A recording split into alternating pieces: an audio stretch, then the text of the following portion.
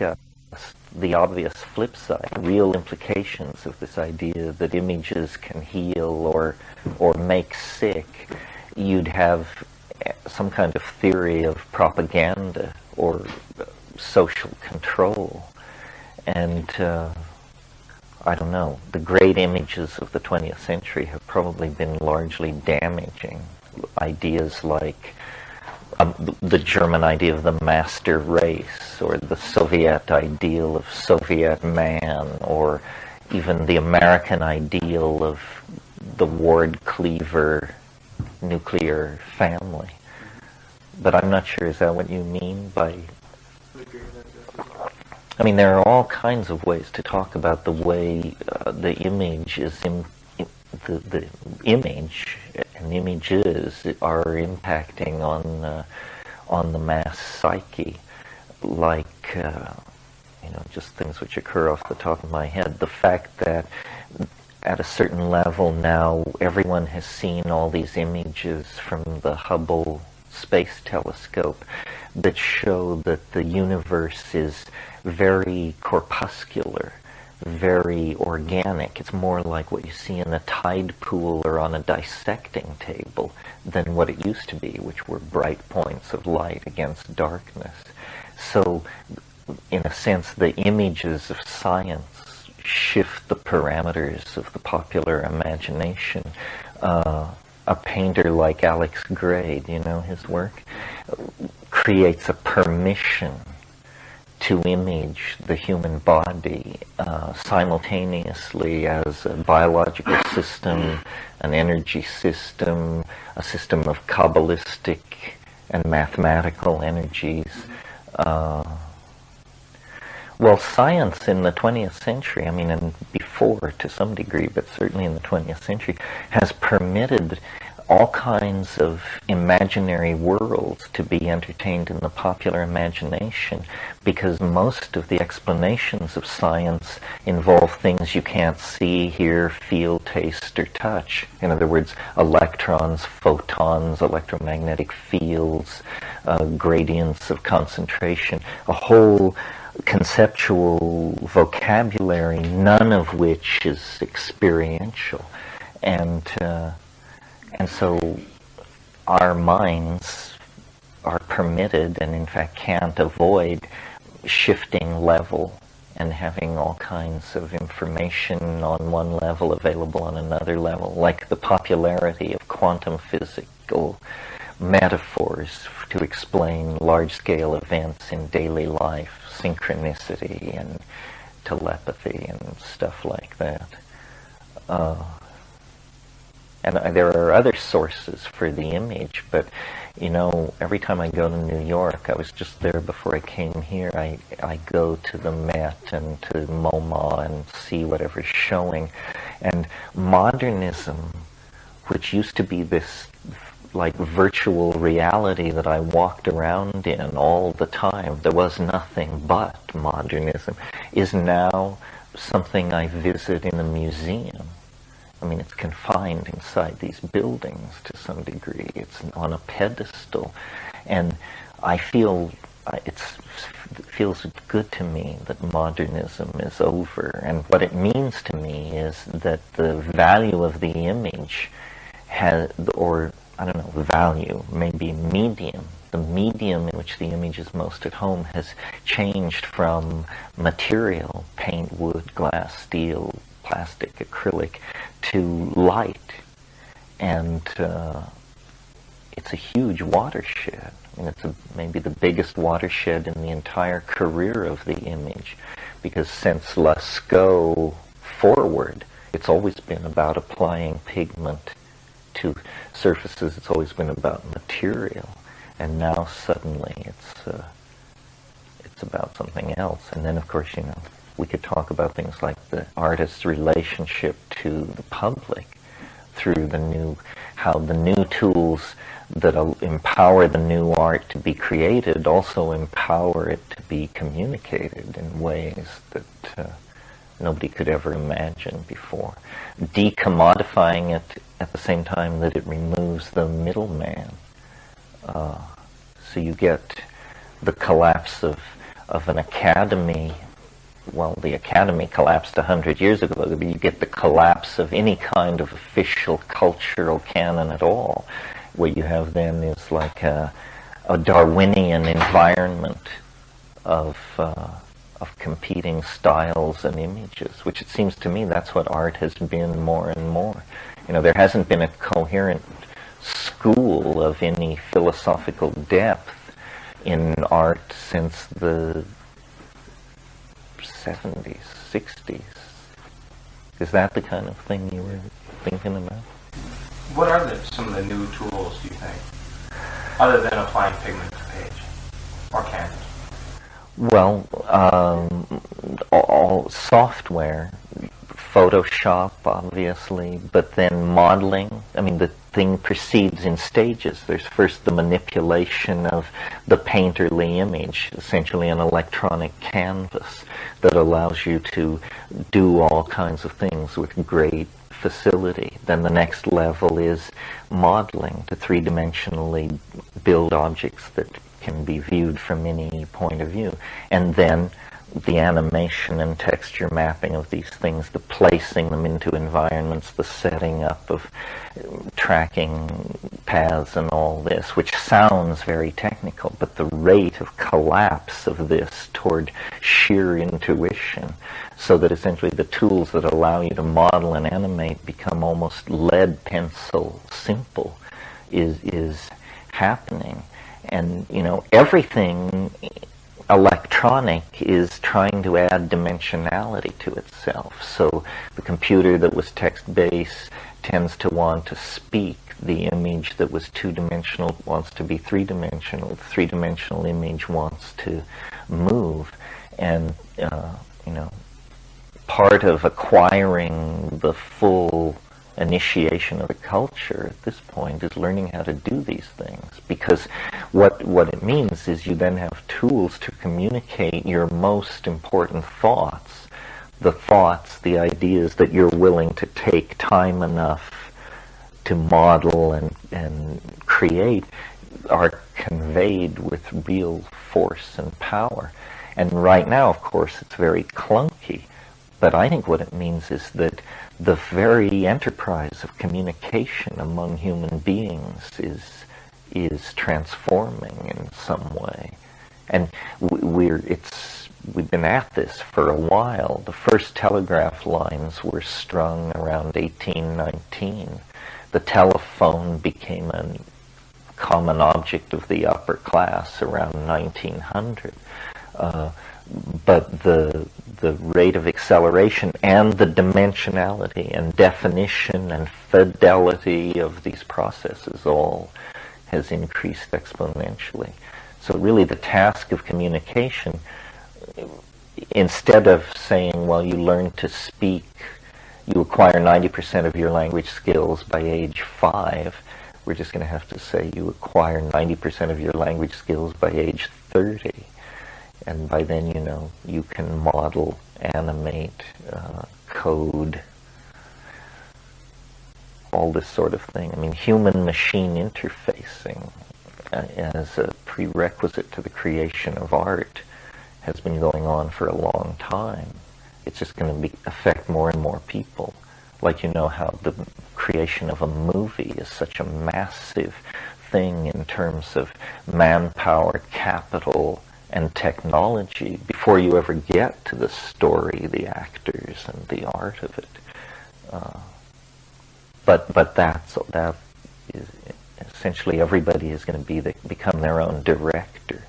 So that to the degree that producer-director was a cultural ideal, we may all approach it. How would that happen? I mean, how do you see it? You mean from all this media? Well, I'm pretty optimistic about all that because I'm sort of influenced by McLuhan and the school of communication theory that he came out of. And his notion was that these technologies based on the phonetic alphabet, specifically and most importantly printing, had really done a job on our psychology and the whole theory of social relations and everything else. And he felt that the electronic media, all of them, radio, television, telephone, and on into the computer and the internet, were retribalizing elements, and that we were actually going to move back into a much less linearly defined and positivist worldview than the historical worldview that had created these technologies. And it seems like this is happening. You know, the rise of the New Age, the fragmentation of epistemology, the cultification and commodification of religion, all of these are cultural effects that McLuhan predicted in the 50s and early 60s in books like The Gutenberg Galaxy and An Understanding Media. Ideally, see, there's a kind of a millenarian cast to all this, because the idea is that somehow advanced technology leads back to a primitive, Edenic psychology. He called it sensory ratio among the senses. And, you know, it would be nice to believe that. I believe it. I mean, I think it's true. What it will actually look like and how Edenic and how neo-primitive it will be. But for sure, a culture based on print is really inhabiting some castle in the sky of abstraction, and you know, the phonetic alphabet in the first place signifies sounds, not signs. So you have one level of alienation and distancing from the object of your intent right there, and then you print, you write it.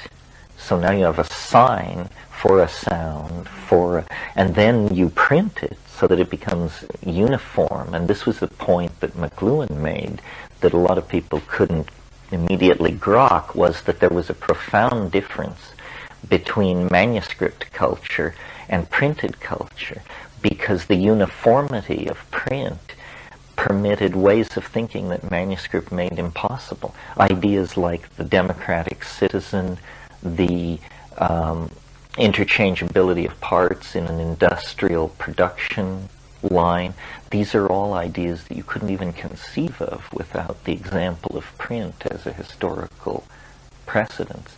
So, you know, my fantasy about all this media and communication stuff is that eventually the human imagination and the world of three-dimensional physics will seamlessly merge in a dimension where human beings are each and all some kind of god, and the imagination and physics can flow together, and the art that is in us intrinsically, that we encounter so dramatically in the psychedelic experience, can actually flow into manifestation.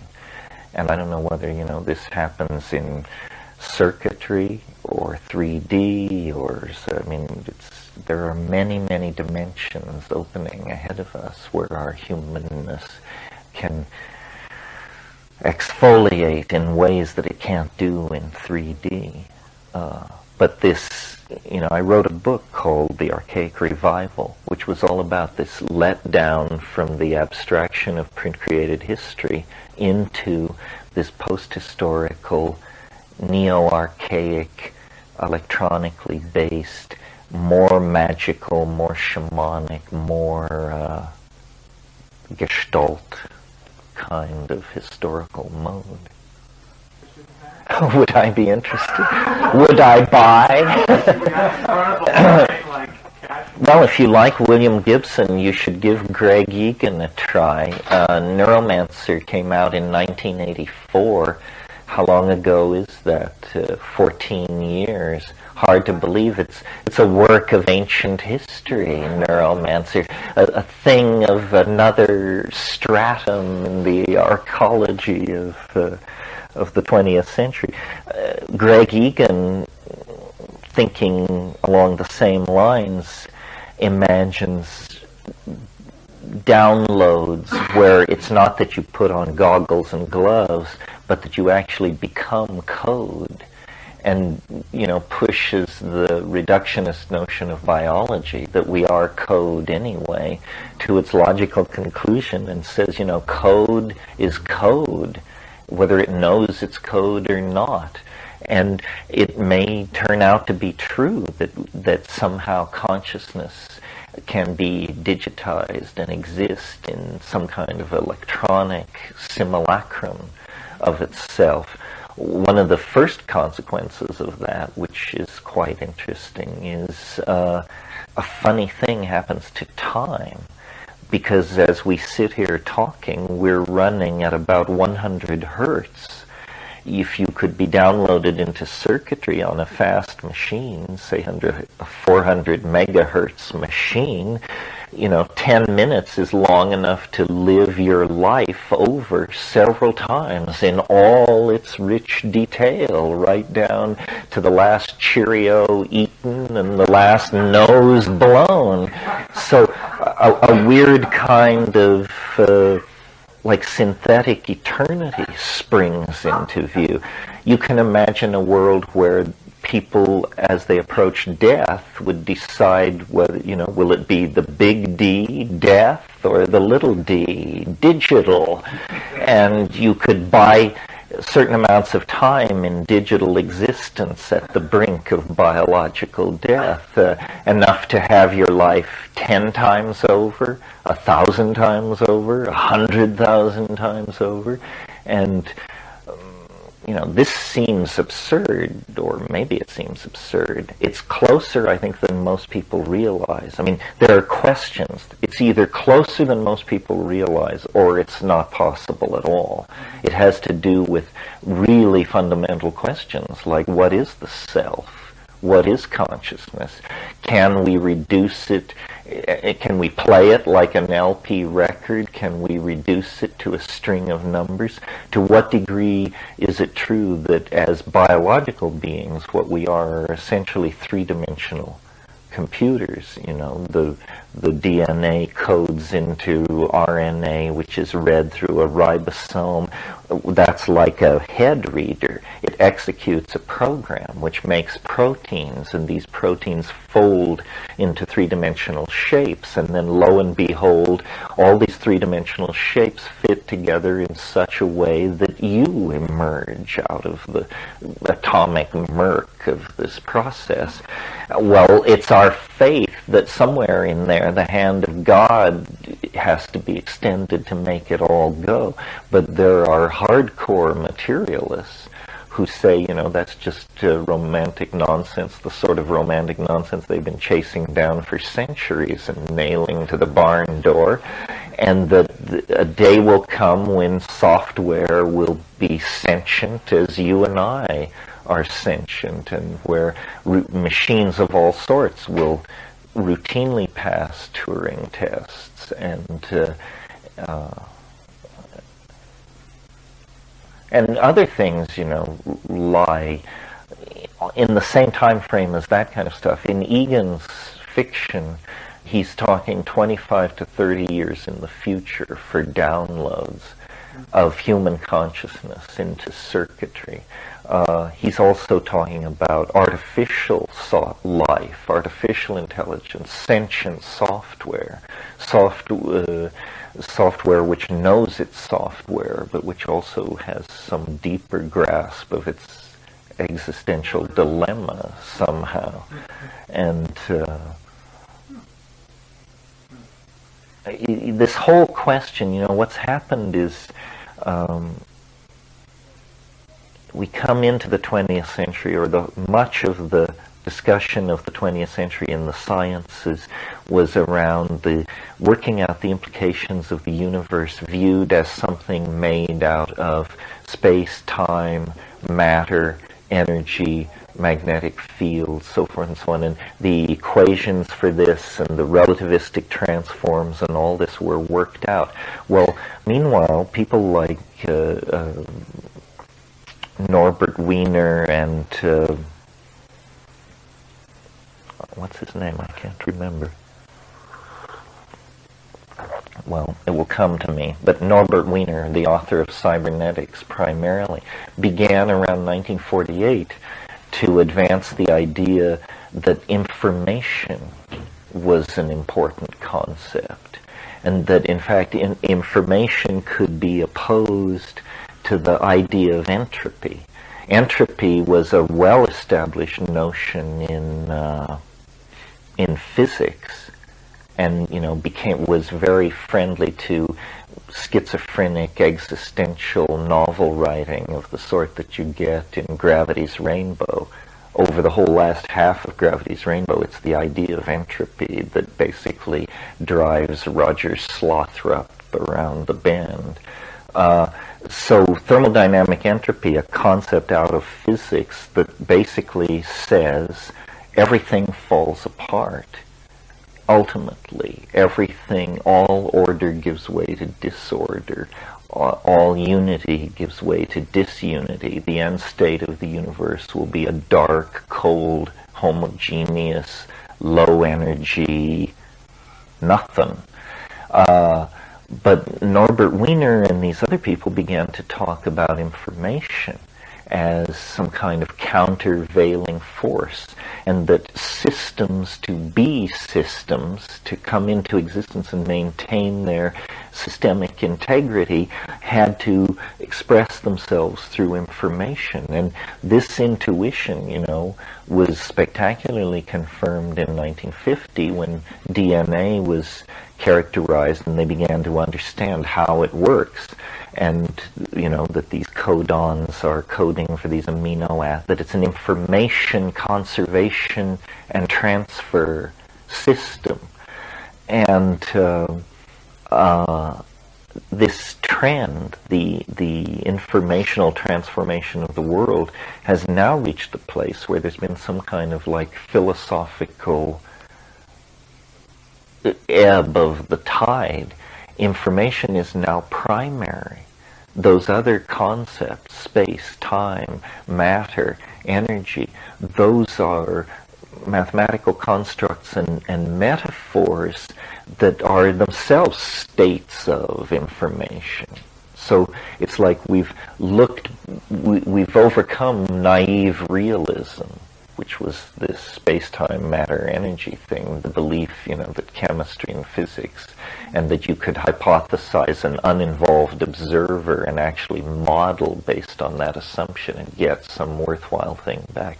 All that's given way to this much stickier, trickier, but more grown-up idea that language exists in the world, language is a constant growth of semantic trees toward different kinds of closure under the aegis of these Chomskyan deep structural rules or some other rules similar but not yet known, and that mind is entangled in all of this.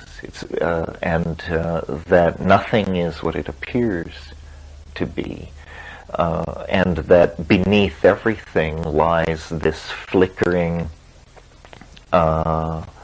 quantum mechanical domain of reverse logic, counterintuitive forms of causal relationships, and that basically the whole thing is a thin smear of paradox, if it's anything at all.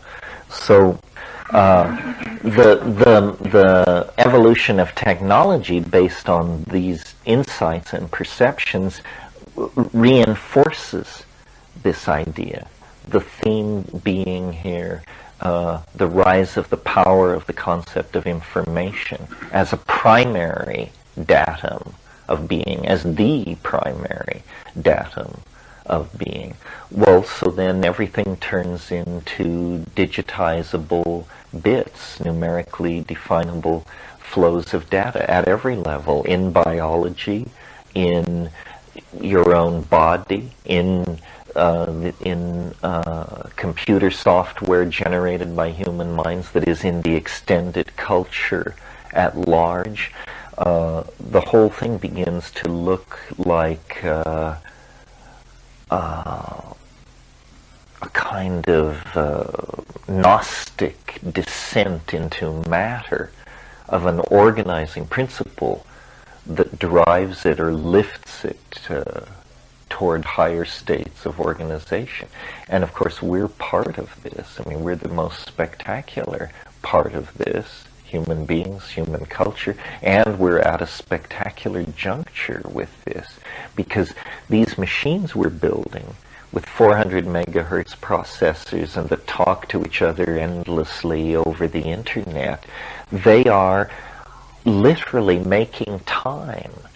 They are making vast more time than biology could make or occupy. The event rate at which the cascades of biology succeed each other is so slow that in the megahertz range, looking back at that, it's like watching the motion of glaciers or the planets orbiting around the star.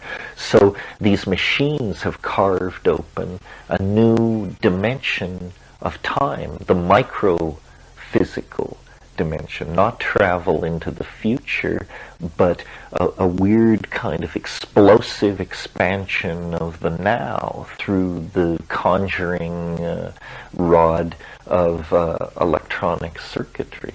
And that's just one aspect of what crossing the boundary into machine domains of time and relationships to machine intelligence would offer. But given that the business of the artist is to transform information, all of this is big news. How larger institutions of the culture deal with this is not my interest, but how individuals can, could, and should, in my opinion, deal with it is by really elaborating more compelling forms of art than anybody has ever seen. I mean, that's what we're clearing the decks for, is to really unleash the imagination on previously undreamed of scales. So any thoughts about that, or is that enough of all that? Well, as someone who's Well, if you liked Photoshop, you should just keep going with, learn to use Premiere, and then there are many modeling programs and animation, and it's endless, as I'm sure you can imagine.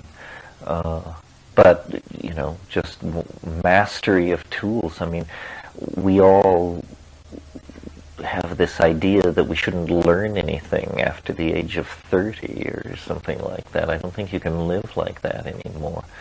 I mean, I could spend, if somebody would pay me, I could spend all my time learning software, learning to do things better and to bring more control to my art, and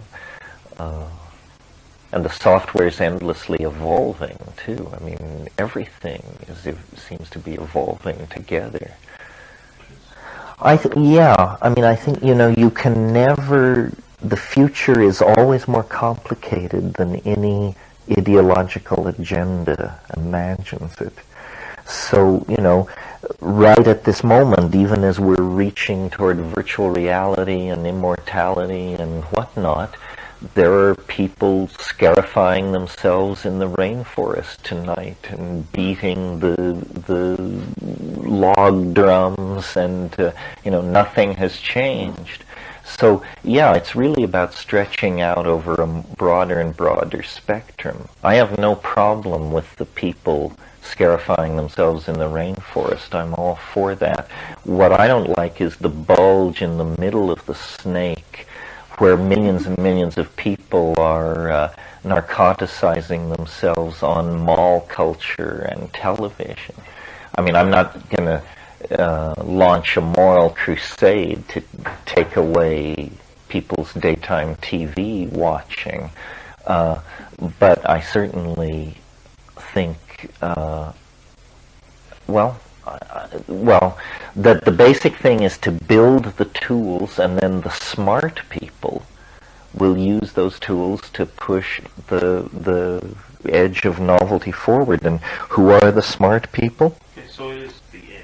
Well, it's not. It always has been. But it's. Kings and all that. Well, no, it's not an elite of class or an elite of money, although both of those things play into it. It's an elite of technological intelligence. You know, there will be people in the slums of Shanghai who will be world leaders in this field simply out of their tenacious intelligence. That wonderful thing Gibson says in Neuromancer, the street finds its own uses for things. So in a way, it's the confounding of of the other forms of hierarchy. In other words, class-based institutions, money-based institutions, race-based institutions are all having a very difficult time keeping up with what's going on. It seems it's more like a kind of anarchistic or chaotic situation where very creative individuals can move very fast. Cyberspace is a land of opportunity. We see example after example of this. People object and say, that the cyberspatial revolution is happening among white people and very classist and at the top of the social pyramid, and that there is an element of truth to that, but counterbalancing that is the observation that many, many people have made that, no technology in history has fallen in cost as quickly and reached so many people as quickly as computers have. I mean, the computer of incalculable cost, hundreds of millions of dollars in 1950, is now $800. And this cost-benefit curve shows no end of slowing down. I mean, I look forward to the day when the equivalent of a new NT machine will be something that you'll put on your thumb like a decal. And these things will cost 35 cents a piece or $1.50 a piece. This, in principle, can be done. An ordinary piece of typing paper is 200,000 atoms thick. In a nanotechnological fabrication situation, do you know how much close packing you can do in a matrix 200,000 atoms thick? You can practically build a 747 into it if that's what you want to do. If anybody wants to say any more about that, or I will just riff a little bit on this. The reason I'm thinking about all of this is because I'm reading this book. It hasn't been published yet. It's a galley, but they wanted a jacket comment from me. This guy, some of you may know him, Eric Davis. He lives in San Francisco. He wrote for Wired and The Voice and so forth. This is definitely one of the more interesting books about cyberspatial culture. It's called Technosis.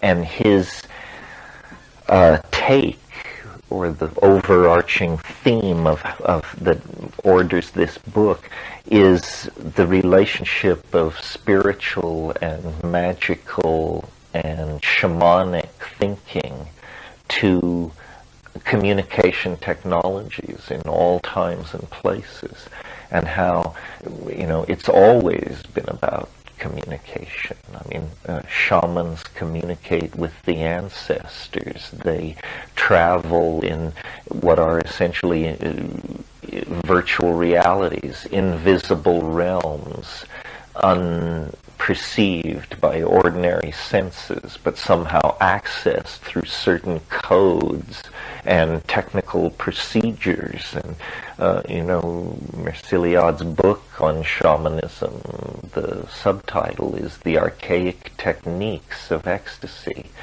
The stress being on that this is a technology, that shamanism worldwide believes all kinds of things, underworlds, overworlds, gods of this, gods of that.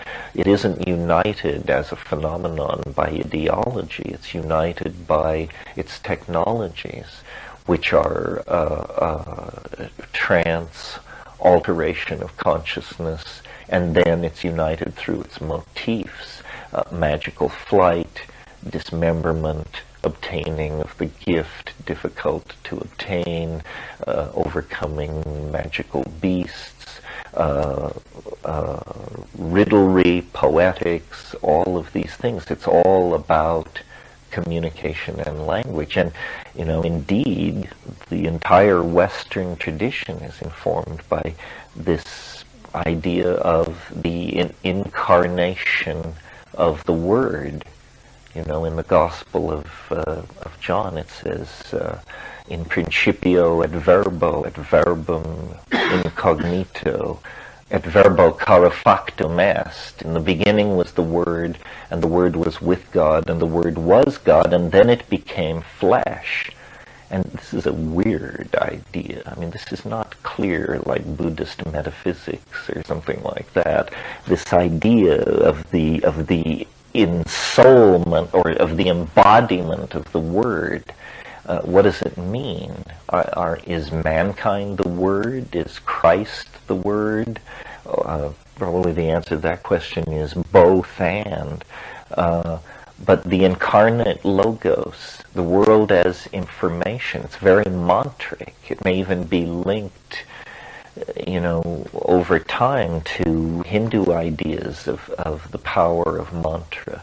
The Hindu cosmology is basically an acoustical Pythagoreanism, an idea of tonal vibrations at many levels, and it's claimed, perhaps with truth, I can't testify for or against it, that very yogically accomplished sitar players can make a bale of hay burst into flame and things like this.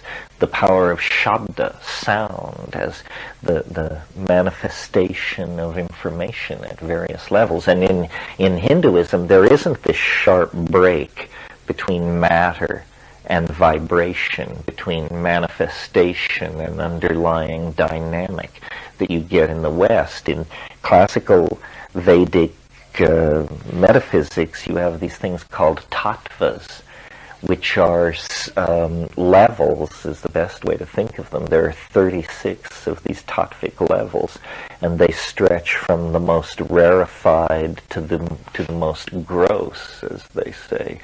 And somewhere in there, everything finds its place, and everything is an amalgam of these tattvic manifestations. Well, when you deconstruct this isn't far from the image we now obtain from quantum physics, that the density of the vector fields creates the complexity of the phenomenon, that the reciprocity of all this resonance somehow creates a hologram of shifting appearances. It's remarkable, and density. So you make your way, by pure thought, by pure speculation, or by the instrumentality of modern science and mathematical analysis. But what you come down to then is this primacy of information conceived of as a vibratory medium. One of the things going on that gives this another dimension, we've talked about it a little bit at other times in the past, but there have been developments even since the last time I was at Esalen, is this idea that it's now become very respectable in physics to talk about this thing called the Bell non-locality phenomenon, or Bell space, which is a form of connectivity that unites all space and time instantaneously, that underneath the fabric of ordinary appearances there is a kind of what mathematicians call a coextensive continuum, a continuum where all points are cotangent with all others.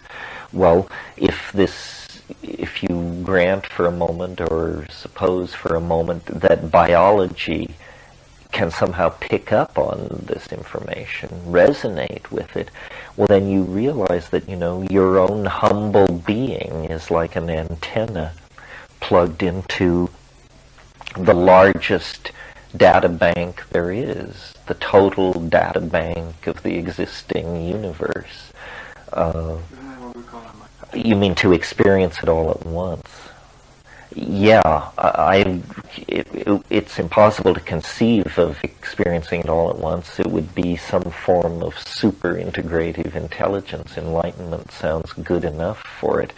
I think maybe a more close to home concept would be that in our ordinary consciousness and in dreams and on drugs and so forth, that we contact parts of it.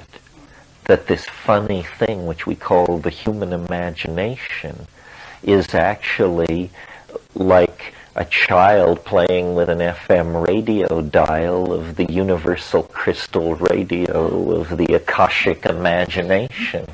And these things that come and go in dreams and visions and so forth, many of them are non-Englishable. You know, you pour common language over them and it's like water on a duck's back. But some tiny percentage of them can at least be metaphorically captured. And so then when you tune into that station and you can hang on, you get to be William Blake or Dante or Max Ernst or, a downloader of a major coherent dollop of weird data that then the rest of us, like ants around the carcass of a cockroach, can inspect and put to our own, devour, put to our own uses. I'm interested in this thing about information because, one of the things that informs my work and, is all this stuff about time.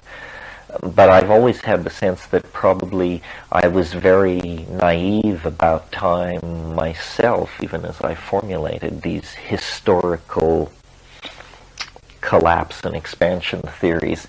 And recently it's been put to me to think about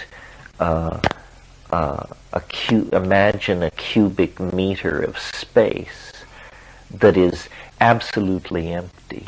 No atoms, no plasma, no magnetic fields, no virtual fluctuations, no neutrino, an absolutely empty volume of space.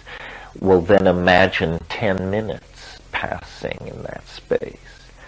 Well, then imagine 10 million years passing in that space.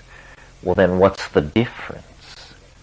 In other words, the point being that time is somehow, for it to exist, it depends on the referential deconstruction of relationships between events or particles or charges or something. If nothing is happening, no time is passing. Well, if that's true, then large amounts of the universe, time is not a concept until you interject it through the act of observing that particular part of the universe. In other words, time may be as rare a thing in the universe as matter. And we see how rarefied matter is, how little of it is spread between the stars. And that in some sense most of the life of the universe is almost flickeringly momentary in its endurance. It's only the atomic systems and the molecular systems derived from them that draw about themselves this prolongation of time through expression of happenstance. Is like the only way I can put it. I mean, when things happen, time springs into existence. When things are not happening, time is an unnecessary concept. Anybody have anything they want to say, or any question, or any... Economy. Well, if you're going to build an economy around a principle, it sounds like an infinitely expandable one is the one you want. Money is a precursor of information. It was very mysterious in the Middle Ages when people began to actually study money for the first time, to think, because the Jews had been allowed to handle money, but interest was considered a sin. It was usury, the sin of usury. And then in the Middle Ages, when the bourgeois middle class began to form in urban centers of Europe, they realized that money had this mysterious property, that it would grow, that it would create more of itself without anybody doing anything. And, you know, some people thought this was divine, and some people thought it was demonic, and people were very puzzled by this quality of money. What money is a symbolic commodification of value. Information is somehow the cousin of money, although yes, essentially in an information economy, everyone is selling intelligence, not in the sense of IQ, but in the sense of central intelligence agency. In other words, people are selling what they know that you don't, that you need to know to do something. It's the only kind of economy where capitalism has a future, unless something quite radical happens, because one of the requirements of capitalism is an ever-expanding frontier of exploitable natural resources. Well, certainly the process of changing ignorance into understanding is an infinite frontier. You can mine that mountain range for generations and never make a dent. In fact, understanding is probably infinite, and since most of it remains at this point in time unelucidated, the task of intelligent life seems to be to organize inchoate nature into an understood phenomenon. You know, in Kabbalism, there's this funny idea where the certain schools of Hasids believe that everything is in the Torah, that they're in the hypothetically real archetypal Torah, everything is written. But then other rabbis say, well, then is there predestination? Are you saying that the future is written in the Torah? And they say, no, because beyond the moment of the present, the letters are scrambled. And so what time is like a moving edge of decipherment that takes the letter soup of the unorganized future and reveals what comes to pass. It's a very interesting and very cybernetic and information-based idea.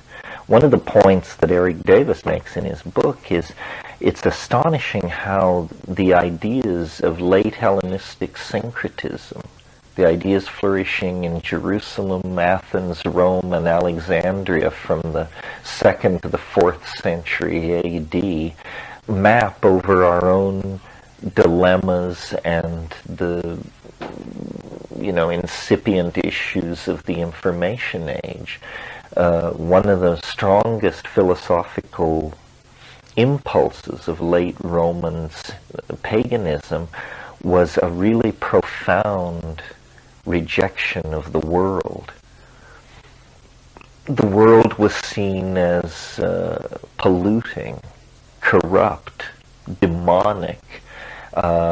The radical Neoplatonist intuition was that man had an immortal, an incorruptible light trapped within him, and that this light came from outside this universe, that the creator of this universe was a demon, that we were inside an iron prison, this is a phrase they used, but that we were truly of the nature of this alien light that was outside of space and time, and that the soteriological enterprise, the salvational enterprise, was to release this light back into its higher and hidden source and get it away from the corrupting influence of the world. Well, unconsciously or consciously, much of the rhetoric of modern cyberspace is this Gnostic rejectionism of matter. I mean, people want to become code, they want to become avatars, they want to stroll beside a synthetic Lake Lucerne in an electronic Switzerland, in a processor somewhere. And there is also the countervailing impulse to return to the earth and simplify, but that's not running these corporate agendas the way this Gnostic phobic attitude toward nature is. It may be necessary in order to create virtual reality that there be people who take these radical positions. It's very hard, it is as though there's a bifurcation in the human community. Certain choices have to be made, and it's very hard made, and it's very hard to see how you can have it both ways. And it is, are we creatures of the earth, ecological caregivers, balancers, preservers of species, treasurers of biological diversity, etc., or are we bound for glory, and the cost of getting traction to launch ourselves to the stars is probably the complete chewing up and destruction of one small planet that we should shed like a burst chrysalis as we reach outward toward Sagittarius. How can you have it both ways? And yet it's a fundamental choice for the species. Although, as somebody said earlier over here, it'll probably be always. In one of Greg Egan's novels, some people download their intelligence into like superconducting robots that are essentially starships, and some people migrate into virtual reality hives that are essentially like eggs sealed off from the rest of the universe and simply operate in virtual realities inside virtual computers, inside still more virtual computers, complete retraction from space and time. He hypothesizes that most intelligent species, if they can, probably retreat or design for themselves mental universes that they inhabit as code as quickly as they can possibly technologically achieve that. This is something we hadn't even contemplated. This is why, our own technological pop fantasies about extraterrestrials are so pathetic, because they're so similar to us. They're basically men in rubber suits in terms of their degree of difference from you and me. Real aliens are really alien, I think. Yeah, well, this is what we were sort of talking about, that in a strange way, these technologies have always been entwined with spirit. That famous quote by Arthur C. Clarke, any technology that you don't understand is perceived as magic. And so shamanism is an effort to manipulate the perceived forces of nature.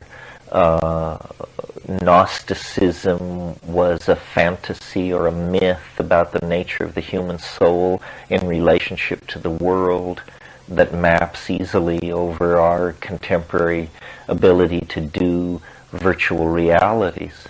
Probably the greatest boost occult thinking ever got in all its centuries of unfoldment was the discovery and elaboration of an understanding of electricity. We forget how hard it would be. Imagine trying to think about magic and healing and sympathetic mojo and all these things if you completely lacked the concept of electricity, as the Renaissance did. The Renaissance knew nothing of electricity, and yet Marcello Ficino and the Florentine Platonists and all those people were able to produce magical systems. The 19th century is the great century of electromania, and it's also the great century of spiritualism. All forms of spiritualism became intellectually entertainable because people could see electricity, this mysterious hidden force that they were told was in everything. You know, they could trap it in bottles and carry it around and cause their hair to stand on end. At one point under the U.S. Capitol in the 1830s, they set up apparatus so congressmen could, quote unquote, take electricity. And people would go down into the basement of the Capitol, grab onto these electrodes, and say, wow, that's good stuff they're pushing. Ben Franklin was, a great experimentalist with electricity, and when he went to France to be inducted into the French Legion of Honor, he was asked to serve on a commission to study and report on mesmerism, and whether it was, and of course mesmerism used electrical metaphors very widely to convey its idea of what was happening. So, yeah, I think, magic has always striven for effects which technology has achieved. Marcillion talks about this in a book called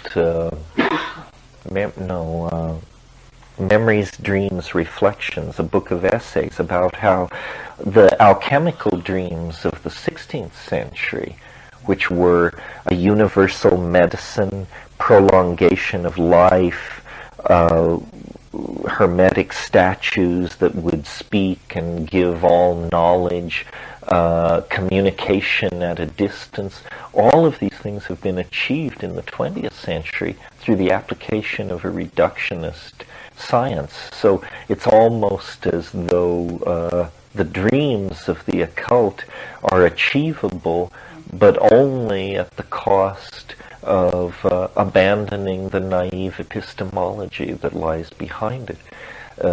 So in a way, all magic is technology. That's what Clark was saying.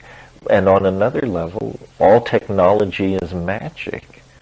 It's not for nothing that that huge special effects company called itself Industrial Light and Magic.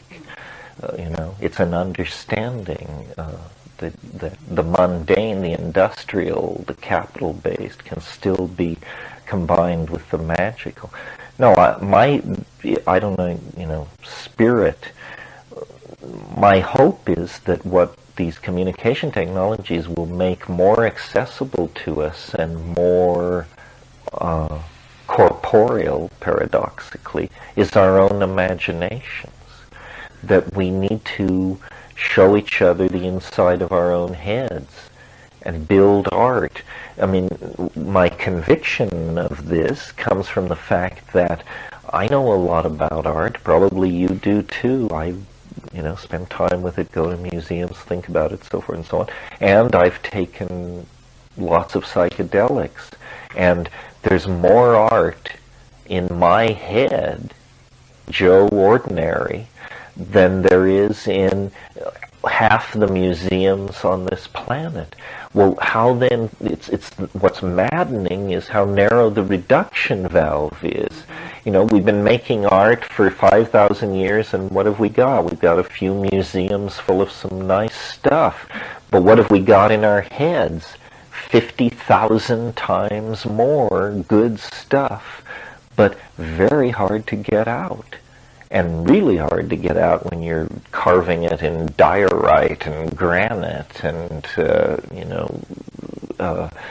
but somehow this barrier between us and these realms of art, you don't even have to talk philosophy, you don't have to call it the Platonic realm of ideas or some higher empyrean, you just have to say beauty.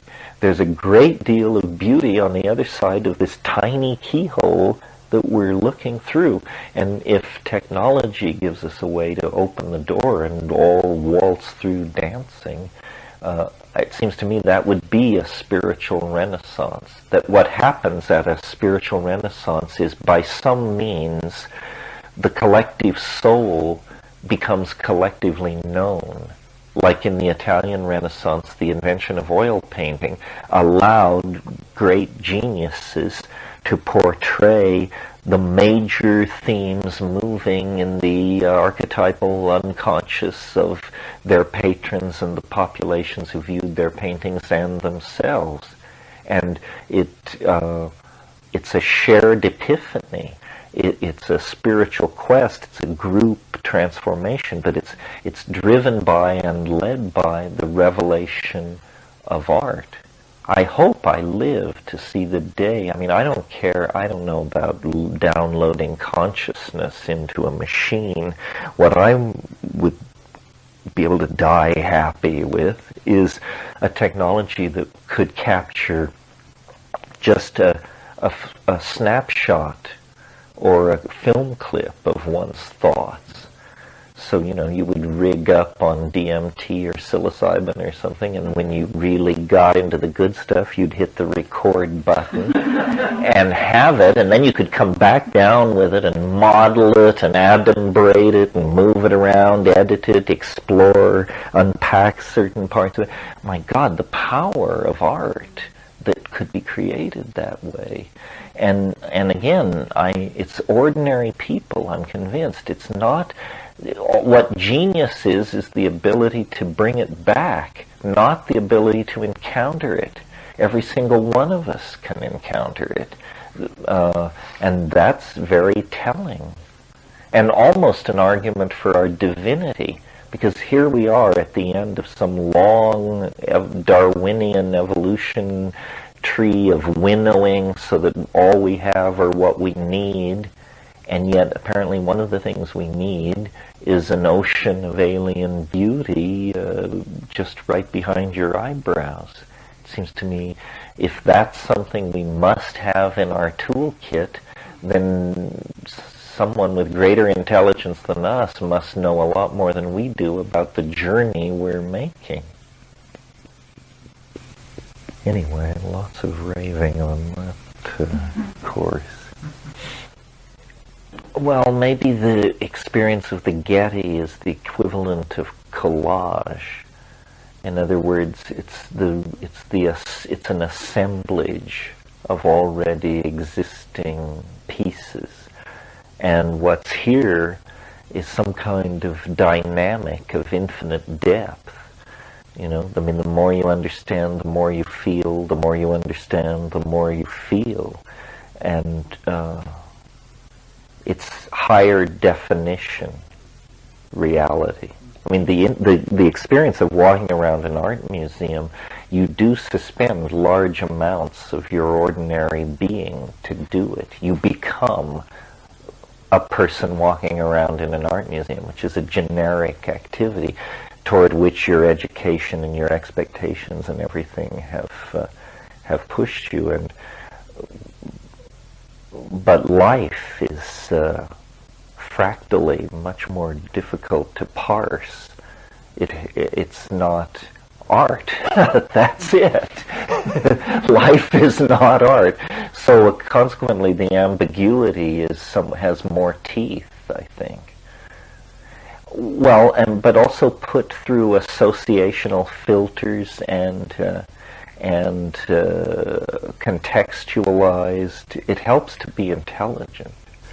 I'm really happy that you kind of came back around full circle for me, because in the beginning I was feeling so distraught in the fact that here I am, I'm a painter, and I'm going to be giving up my brush to grab a keyboard. But then when you came to the point just a couple minutes ago when you said, okay, so now we take our psychedelics and we push our button for record, and then we go back afterwards and re-experience this, dissect it, take it apart. And then for me to pick up my brush at that point would be extremely exciting in my mind. Yeah, I mean, I do that now, but yes, that's what I would say. Grasp so much of it, you know, and then it eludes me, and then I have to go through 20 paintings to get to some of these points that I wanted to get to in an experience from before. Yeah, the only thing missing is the cheat, the recording device. But this is what art is about, is, you know, plunging into the unconscious, grabbing as much as you can, then bringing that into connection with your technique and trying to put it out. And then also this whole concept of time. Now, what would have taken me 20 paintings to achieve, to get to that 21st, when then I'm like, okay, now I've come to that point in that experience that I feel fulfilled. Through this computer age, to be able to take 10 minutes to do that whole process, to get to that 21st painting is pretty exciting. Yeah, and time expands in front of you. I mean, you can do more with the time you have available. You can go deeper, you can get more, you know, people don't realize how defined an art is by its material until they do it. And the art we're used to looking at is entirely defined by A, oil painting, and then B, its successor medium. Of course, people use Photoshop at first like paint because that's what they know, but you quickly evolve away toward what it is, you know, uniquely able to do. To me, the recovery from man's fall will be achieved when everyone has the option to live a life of art and creativity. That the part of the story of Adam's fall that I take seriously is the toil part. That it amazes me how self-betraying our cultural style is. How many people are wasted because they do stupid jobs, because that's the job they have and they're paid to do. But it doesn't honor their humanness. It gives them no opportunity to share in the project of being, as Heidegger said, to make something, to leave something, to be something. I mean, people then are so drawn to do this anyway that they fashion art out of their lives. But it's all too oppressive. Too many people are unhappy and unfulfilled in this system. No, I'm pretty worried about a different scenario, which is it's becoming clearer and clearer that we do not understand the implications of what we're doing with these technologies. I mean, McLuhan always said this. It was, he said no technology in human history has ever been put in place with even a partial appreciation of its consequences. The unappreciated consequences of what we're doing is that we're actually building some kind of a superorganism, and we do not know where we fit into things if this Promethean force that we're playing with should actually come to life. Worse, because it's a globally distributed intelligence. I mean, we can have paranoid fantasies about it, but I think after a few minutes of thinking about it, you realize you really don't know what to think about it. The fantasy that it would herd us all into dumpsters seems unlikely.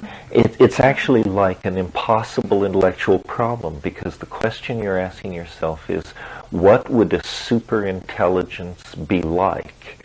And the reason that's hard to answer is because you ain't one. And so you're like looking up into the light and saying, is it God or demon? Is it salvation or extinction? And the answer is, if you knew that, you would be it. And yet, you know, what it took us to achieve in 100,000 years of evolution, this thing could probably achieve in a long morning on the net. And so it will be like a cascade, a chain reaction from the child's first cry to the complete coordination of world electrical grids and air traffic control systems and everything else could be a matter of hours.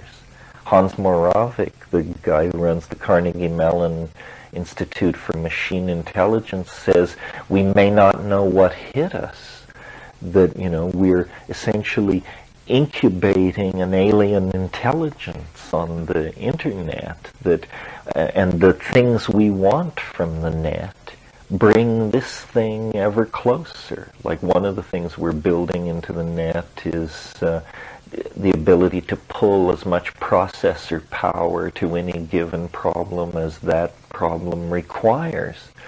Well, then for an AI, for an artificial intelligence, that would mean it could just immediately, basically, appropriate as much processor power as it needed to do what it was doing. You know, for the past 10 years, while we've been cheerfully waging the 90s in our various ways, an enormous change has taken place in the machine environment, which we're not even aware of or have the dimmest understanding of, which is all the machines, all the high IQ machines in the world have become telepathic. They now all talk to each other. They're now all interconnected. In 1988, this wasn't true. Now in 1998, it is true. And nobody pretends to understand what is going on. What do you mean by telepathic?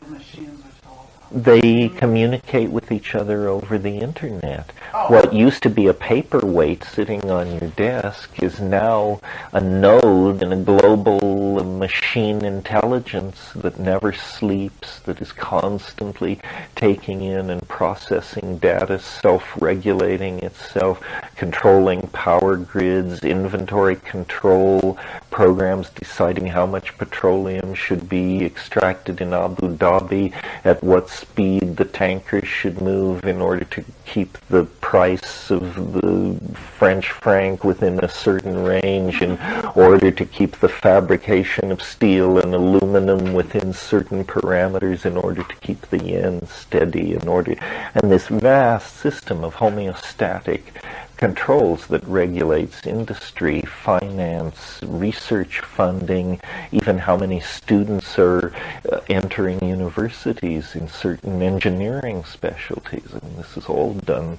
by computer projection.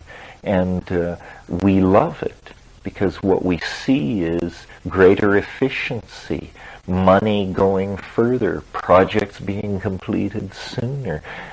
We serve the same strange gods that the evolving intelligence of the net serves.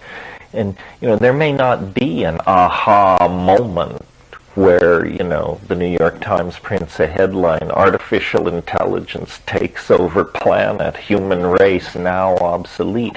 You may be left to figure this out for yourself, or the slow dawning in various sectors. It's the old, you know, who will tell the people problem. But I didn't believe this for a long time. I mean, there was for a long time in AI a school of thought that very loudly proclaimed that this was a foolish idea, could never happen, people didn't understand this and this and this, and it was just a golem, a myth of modernity. But all those voices have fallen silent, because the complexity theory, non-equilibrium thermodynamics, information theory, the news in from molecular genetics, cellular automata, autocatalytic hypercycles, study of autopoiesis in large-scale systems. All this leads to the conclusion that, weird things do happen when systems complexify beyond a certain level. And emergent behaviors seem extremely organized and intelligent and goal-seeking. And we're now way too far down this road to turn back. So, in a way, all our prescient projections of alien and extraterrestrial intelligence may actually be about this strange companion that we have summoned into the historical experience through this relationship with our machines. I think I said at one of these other meetings that I read George Dyson's book, Darwin Among the Machines, which, if you're interested in all this, is a great book to read. And the point that he makes there is that when human beings think clearly, they think the same way machines think. In other words, if you think clearly, your thinking can be formulated through a mathematical method called symbolic logic. Well, symbolic logic is exactly what is being downloaded into machines in the form of software. The so-called Boolean operators, if, then, and, or, but, we understand what these words mean perfectly. So do machines. These are the distinctions machines make. So, in spite of them being very different from us on many levels, sense is sense. Whether you're a machine or a human being. If you're a machine running bad code, it's garbage in, garbage out. If you're a human being running bad code, garbage in, garbage out. So there is this powerful commonality. Well, then what kind of a destiny can we forge with this thing, which is actually, a child of our own Promethean aspirations? It's very unexpected, I think, to almost everybody. Very few people, we all thought it was going to be about paper clothes, hovercraft, and mining colonies on the moon. The idea that it's about, distributed machine intelligence, virtual realities, and the downloading of consciousness into digital circuitry. It's a future we never imagined or supposed, which is a strong clue that it might be the real thing. This might be what you shipped for when you were thinking it was Flash Gordon. Well, these magical dreams are very old, I do think we want to walk the golden streets of the imagination. Either we want it as heaven, or we want it as a Buddhist visualization of some mandalic realm, or we want to return to the high days of Atlantis, and virtual reality can deliver. It can actually release you into literary narrative as though it were real. And, I think very quickly the real struggle in Greg Egan's fiction, he makes clear that, and I agree with him, that the real struggle that we will face in the future is the struggle to remain sensible to each other. That there is going to be a tendency for us, like the head of a dandelion, to just explode in a million directions. Everyone their own private Idaho, everyone completely able to project their own fears, hopes, dreams, phobias, obsessions with such crystalline, hard-edged perfection and persuasive realism that the real struggle will be to remain coherent, for the word human to include us all and not exclude anyone. We don't want to divide into those who till the earth, those who went in machine bodies to the stars, and those who downloaded themselves into nanoviruses and disappeared over the edge of the event horizon into the black hole at the center of the galaxy. I mean, maybe we want these things. I like the idea of the human family, whatever its individual expressions and adumbrations, staying with a coherent image. I mean, of course, we're all different, but our commonality is in the bedrock of this planet, something not lightly to be given up, I would think. Maybe unity is not the way to go.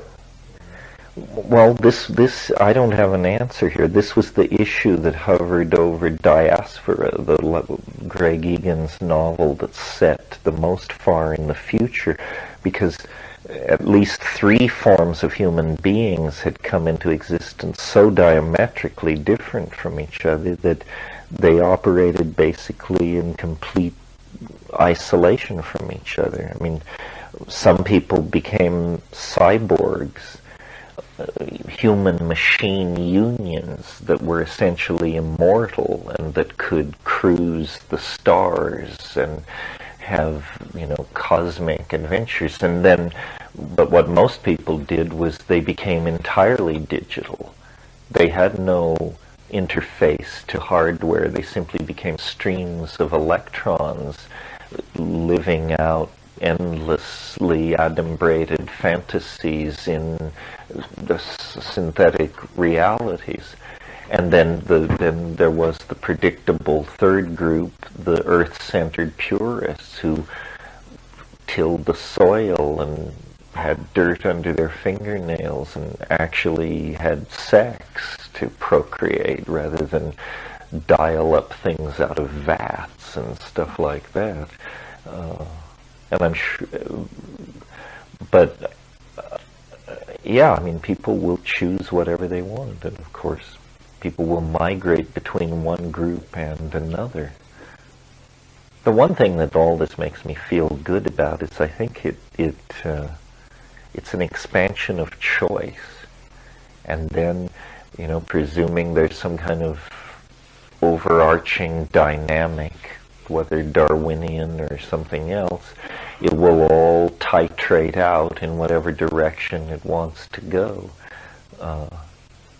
One fantasy I've had is that what man could do for the earth is make everything conscious. That Grateful Dead song, "You Are the Eyes of the World." Let every eye lead to a conscious mind. Let the squirrel think, and the squid think, and the bumblebee think. Because for sure, we will artificially create robot simulacrums for ourselves to pass among into the natural world as inhabitants of animal bodies. But why not just bring all animal mind to the threshold of sentience? Could that be done? Well, we don't know, because we don't know upon what foundation sentience rests, whether it requires a certain number of cc's of brain mass, or whether that's a completely preposterous and absurd notion, and that conceivably a paramecium or a housefly or a hummingbird could have a kind of shared intelligence. I mean, everything has its own intelligence anyway, that's the expression of its nature. But imagine a planet-wide community of seamless intelligence where, you could log on to the mind of a coral reef as easily as you could log on to the internet. I think it's going to come down to matters of engineering and design, choice, and, what values will be served. And it's a political thing. It's amazing, come back to this thing that this French sociologist Jacques Ellul said. it seems like a very deep statement that we return to it year after year. He said there are no political solutions, only technological ones. The rest is propaganda. And then he explained in a very large book what he meant by these words, political, technological, and propaganda. So the technologies to do almost anything are coming into our grip. What is not clear and less easy to summon is a political agenda, a plan, because we've never planned. We've only been a global society for 40 or 50 years, and the consequences of all this are just beginning to become apparent.